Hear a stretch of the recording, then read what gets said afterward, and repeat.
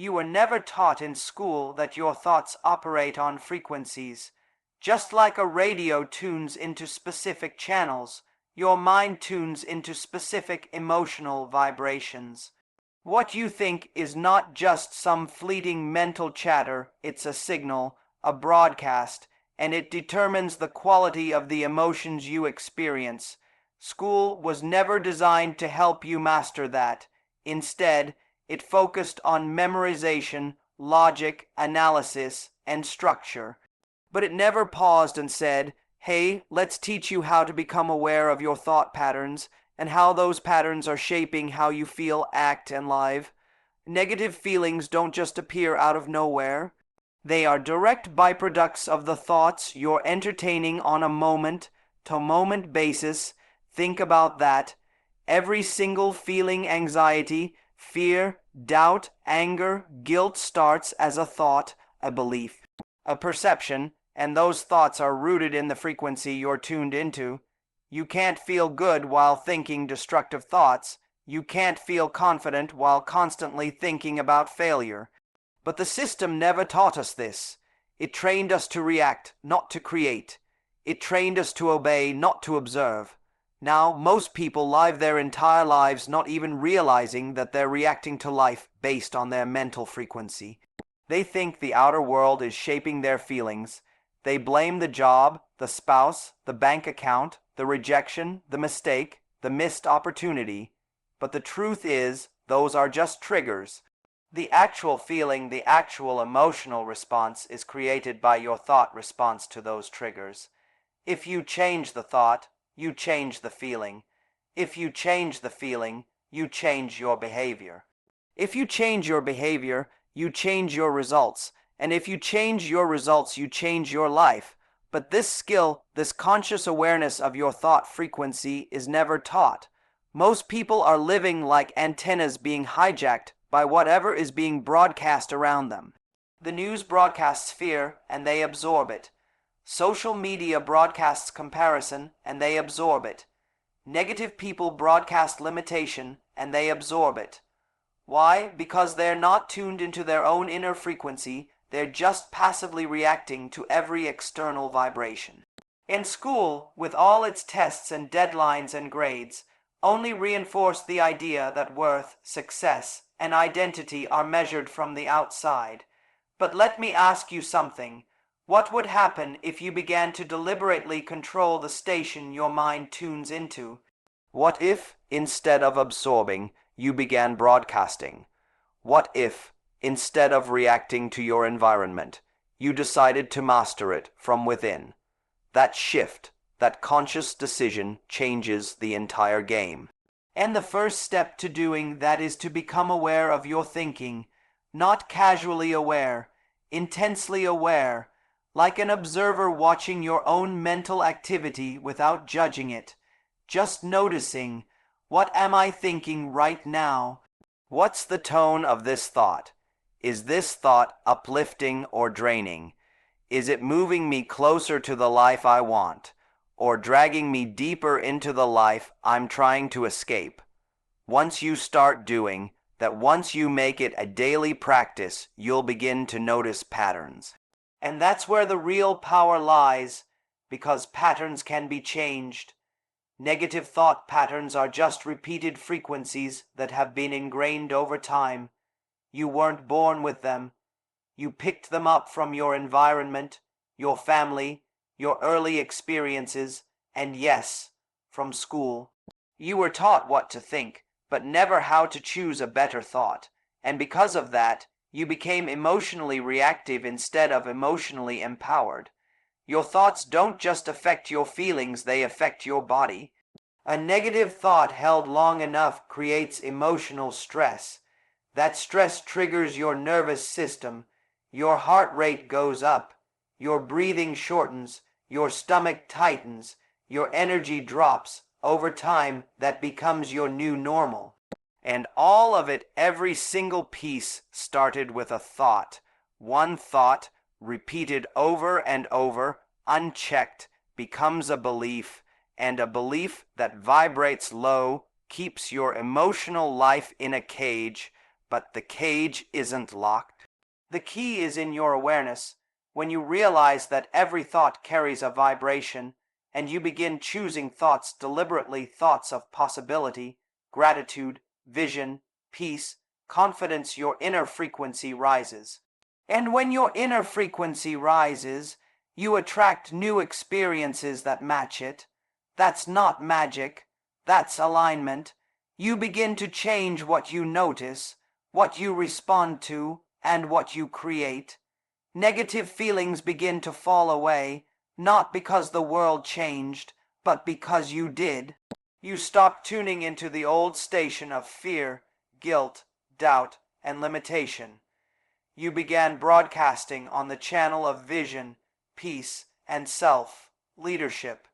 And this is not about pretending negative feelings don't exist. It's about understanding where they come from and learning to master the root you're thinking. This isn't a motivational slogan or a cute trick. It's a shift in identity. You are not the thoughts you think. You are the thinker. And once you claim that power, once you realize that you can shift your internal frequency through conscious thinking, you become free. Free to move, free to grow, free to feel on purpose.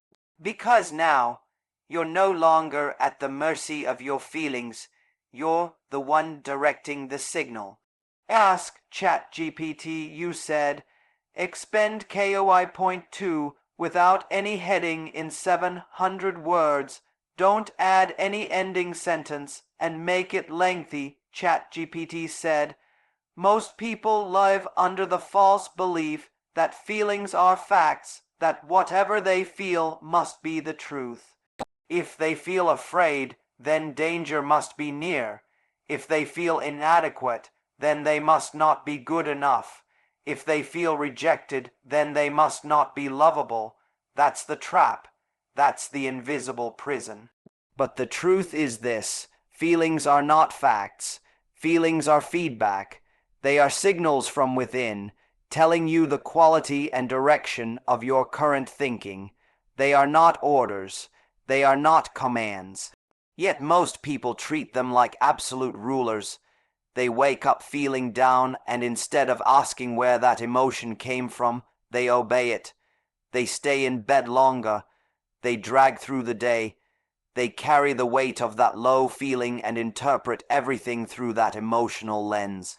But what if they stopped and asked a deeper question? What thought am I believing that is creating this feeling? Because that's what it really comes down to. Behind every negative feeling is a thought you've accepted as true. And most of the time, that thought was never chosen, it was picked up unconsciously. Maybe it came from something someone said to you years ago. Maybe it was a pattern passed down from family. Maybe it was a conclusion you drew in childhood when you didn't yet have the tools to understand your emotions. But now, as an adult, you're still obeying those feelings as if they hold ultimate authority over your life. You weren't taught in school that feelings are messengers, not masters. You weren't taught that you have the ability to pause, observe, and redirect them. Instead, the system taught you to respond to external rewards and punishments. You were trained to meet expectations, get good grades, follow the rules, and avoid mistakes. And when you didn't measure up, you felt shame, guilt, or fear. Over time, you internalized those emotions. You learned to equate achievement with worth and failure with pain, but nobody taught you that you could question those feelings, that you could change the root of those emotional responses by changing your perspective, your interpretation, your thoughts. Every time you experience a negative feeling, your body is reacting to a belief.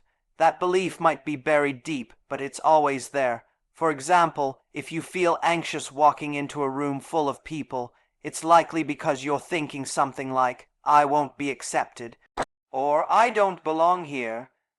Those are not facts, they are thoughts.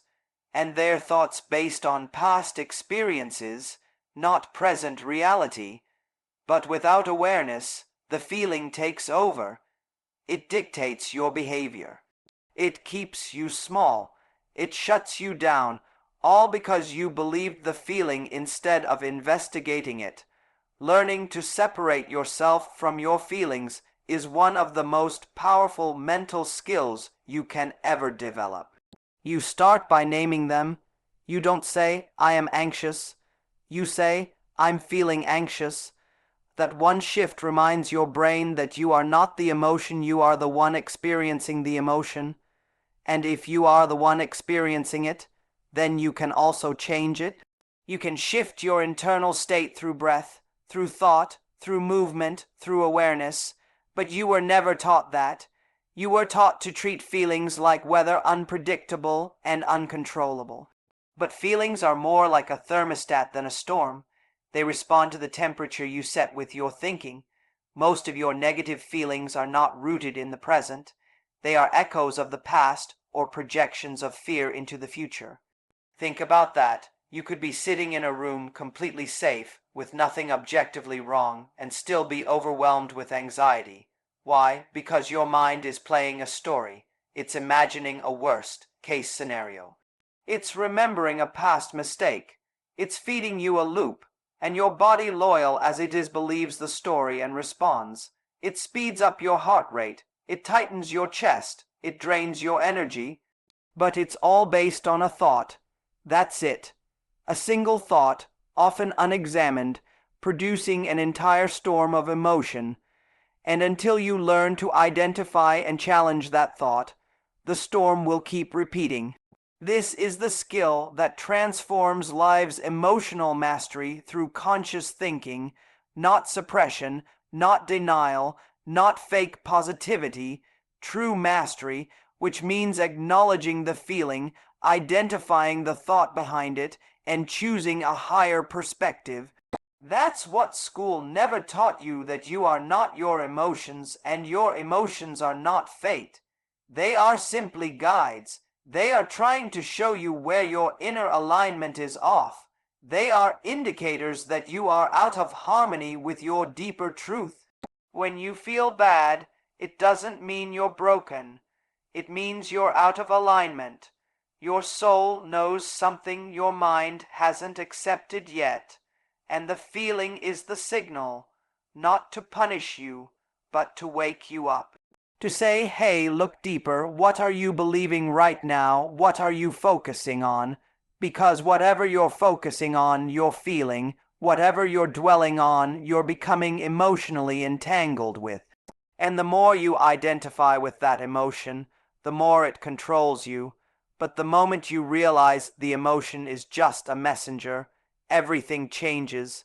You can thank it, learn from it, and let it go. You can shift from being ruled by feelings to being guided by awareness. You stop reacting and you start choosing, not once, not twice, but every single time a negative feeling shows up, and you remember who's in charge. You said, expend KOI.3 without any heading in 700 words. Don't add any ending sentence and make it lengthy, ChatGPT said. Most people never stop to question where their emotional reactions come from. They assume it's just their personality, or maybe that they're just sensitive, or not confident, or easily triggered. But those reactions weren't born with you. They were programmed into you. From a young age, you were absorbing everything around you. Your environment, your parents' beliefs, the way authority figures treated you, how peers responded to you. And all of it became the building blocks of your emotional patterns. School reinforced this conditioning by rewarding conformity and punishing individuality. It never showed you how to identify or reprogram the emotional responses that hold you back. You were never taught that those reactions are not fixed traits. They're habits stored in your subconscious mind. The subconscious doesn't judge. It doesn't analyze. It accepts whatever is repeated. And the more something is repeated, especially in your formative years, the deeper it gets etched into the system. If you repeatedly experienced criticism instead of encouragement, you probably internalized the belief that you're not good enough. If you were ignored or overlooked, You might have built a pattern of shrinking in social settings. If you were pressured to achieve and succeed from a young age, you might now feel anxious or worthless when you're not constantly performing.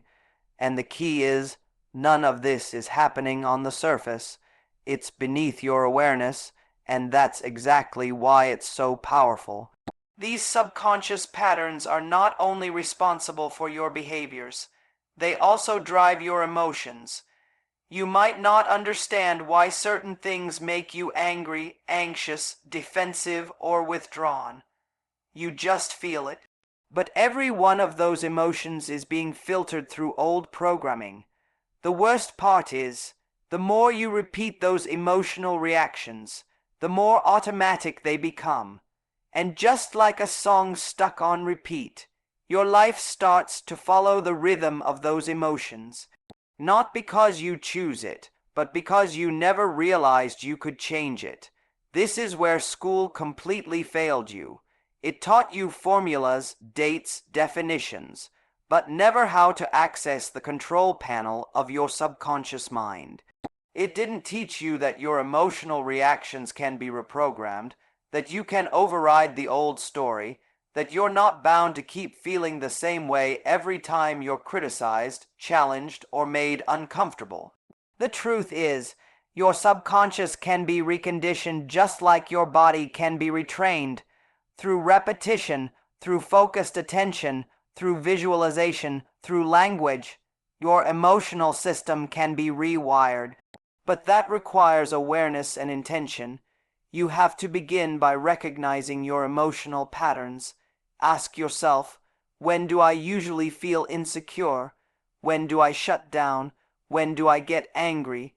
What triggers me over and over again? Then go deeper. Where did I learn this? Who modeled this for me?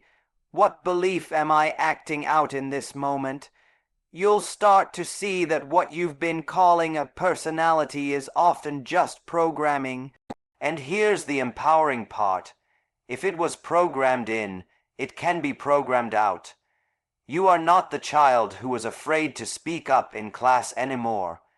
You are not the teenager who was bullied or dismissed or ignored. You are not the version of yourself who was told you weren't good enough. That was an experience, but it's not your identity. The emotional reactions that were born in those years may still be active, but only because you haven't rewritten them yet. That's the work now. You have to decide to become the author of your emotional blueprint. You have to decide what kind of person you want to be emotionally, and then install that identity. You want to feel calm under pressure, confident in conversations, free when you make mistakes. Then you have to rehearse those feelings, just like you'd rehearse lines for a play. You have to practice seeing yourself respond in a new way, again and again, until it becomes your automatic setting. That's not faking, it's reprogramming. Visualization is one of the most powerful tools for this. Your brain doesn't know the difference between a vividly imagined scenario and a real one. If you close your eyes and see yourself handling rejection with peace, or walking into a room with ease, or letting go of an insult with grace, your mind starts building new pathways. And if you do it consistently, those pathways begin to replace the old ones. Your subconscious, which only responds to repetition, begins to accept the new image as real, and soon it becomes your natural reaction. Language is another tool. The words you use shape the signals you send to your subconscious.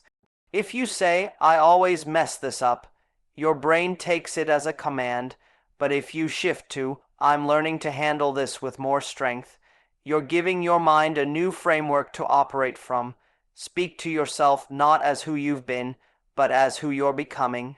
Because your words are not just descriptions, they are instructions. This takes effort, yes, but so does living your whole life trapped in emotional patterns that were never yours to begin with. The difference is, one keeps you stuck and the other sets you free. You weren't given this skill in school, but you can develop it now. You can choose to no longer be the prisoner of your past programming. You can override the system.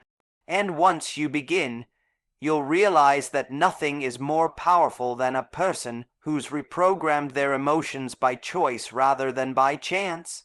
You said, expend KY.4 without any heading in 700 words.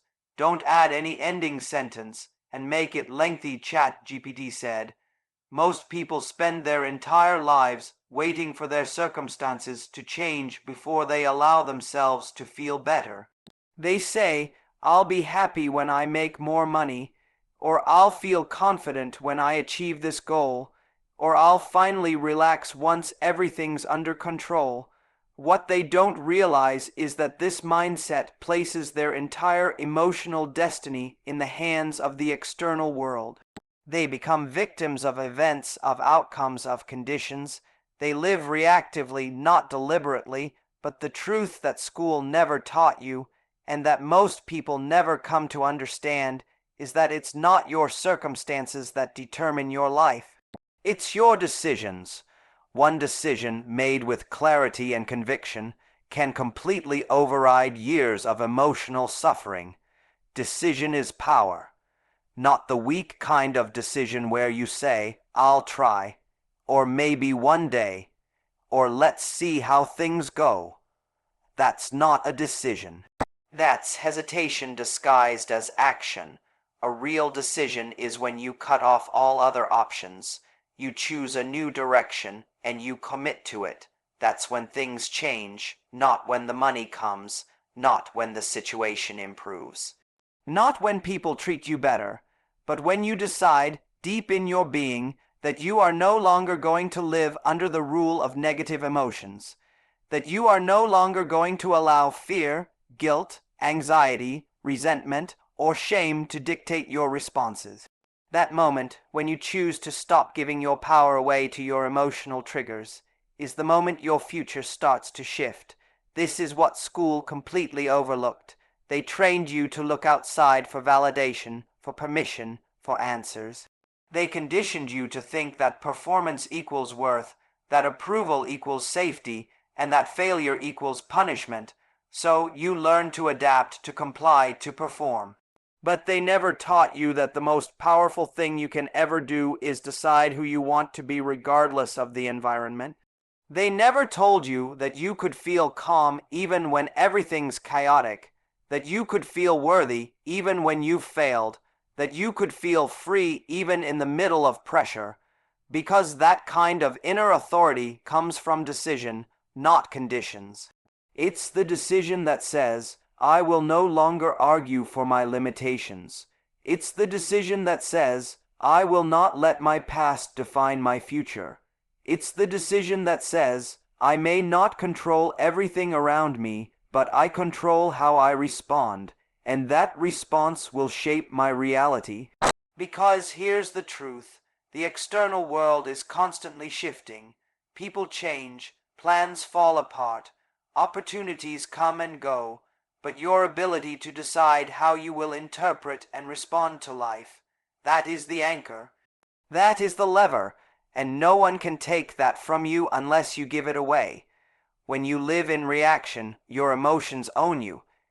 You feel good only when life goes according to plan, and you spiral the moment it doesn't.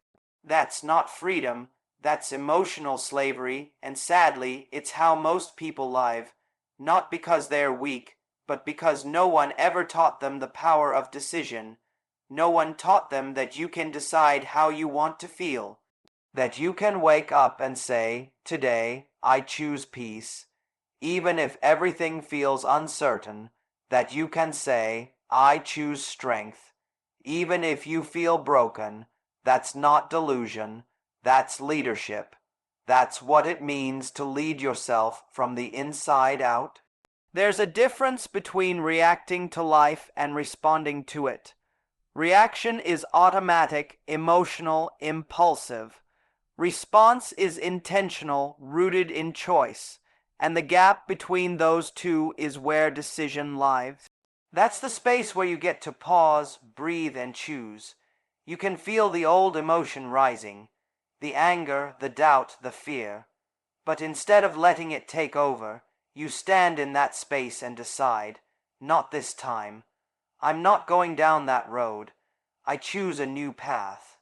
And the more you make that decision, the stronger it gets. At first, it feels unnatural. It might even feel fake, because your body is used to the old emotions. Your nervous system is wired to respond a certain way.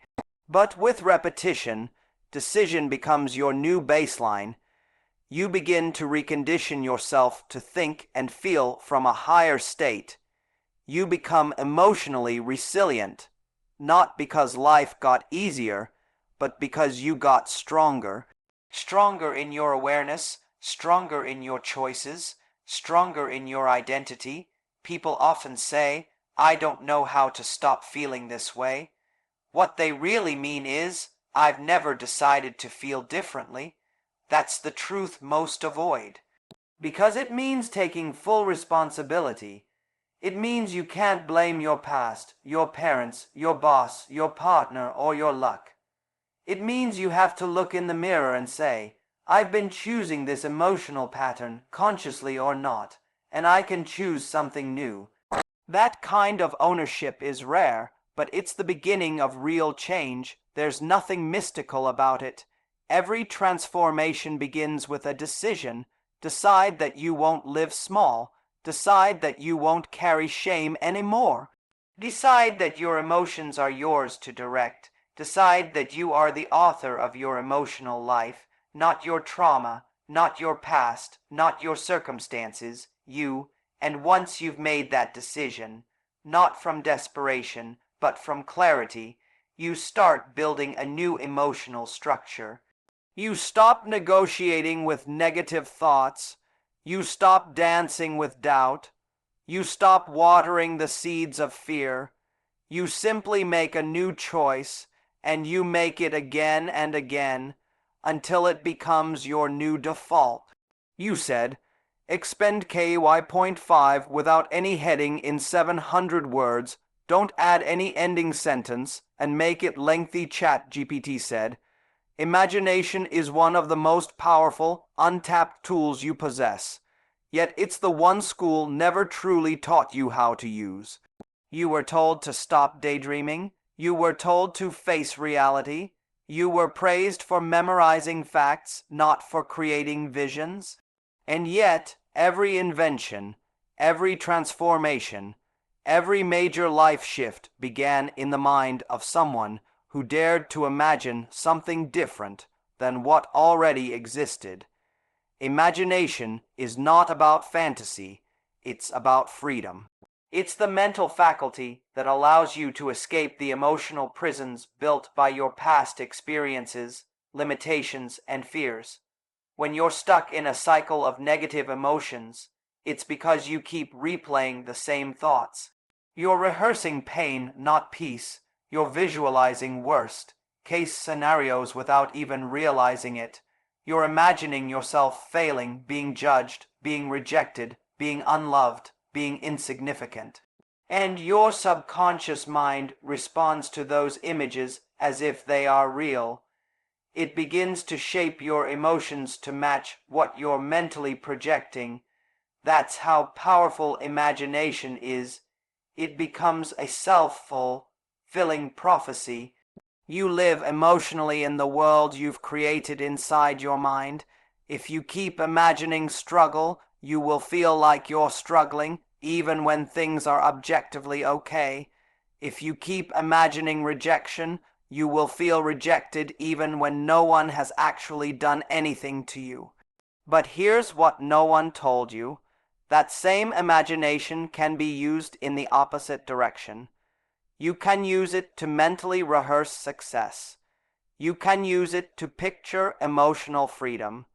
You can see yourself responding to situations with strength, with calm, with joy.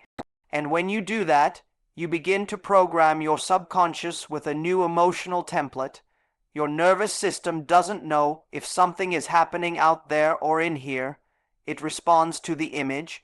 That means you can use your imagination to create new emotional states before the circumstances ever show up. You don't need to wait for your environment to change. You can mentally live in the world you want to create. This is not a game of pretending. This is the process of inner alignment. The truth is, you already live more in your imagination than you realize. When you worry, you're imagining. When you replay an argument over and over again, you're imagining. When you obsess over how something might go wrong, you're imagining. The problem is not that you're imagining, it's that you're using it against yourself. No one taught you how to direct that power, so it runs wild, often rooted in fear and insecurity. But when you take control of that inner screen, when you begin to intentionally place a better image on it, you change your frequency, and when your frequency changes, everything else follows. Negative emotions are sticky because they feed off repetition. You feel anxious not because of one thought, but because you've rehearsed anxiety again and again. But repetition works both ways. If you begin imagining yourself as calm, grounded, resilient, if you make that your new mental habit, you begin to override the old wiring. You don't need to believe it at first. You don't need evidence. You need practice.